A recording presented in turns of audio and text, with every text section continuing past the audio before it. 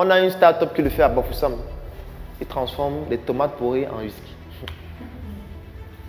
Donc, ils partent au marché. Toutes les femmes qui n'ont pas pu vendre leurs tomates et que c'est pourri là, elles veulent jeter là, ils récupèrent pour transformer en whisky.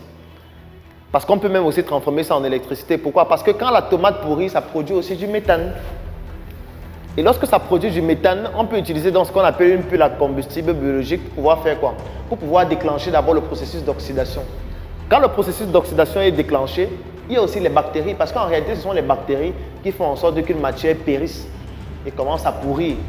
Et maintenant, qu'est-ce qui se passe? Pendant qu'il y a ce processus d'oxydation-là, ça libère donc des électrons. Et c'est le début de l'énergie. Parce que lorsque ça libère donc des électrons, qu'est-ce qui se passe? On a la capacité, grâce à cette pile à combustible biologique qui existe déjà et que vous pouvez acheter, capter dans cette source d'électricité-là et pouvoir produire de l'énergie. Parce que le médiateur qu'on utilise aussi et qui est présent dans les tomates, ça s'appelle le lycopène.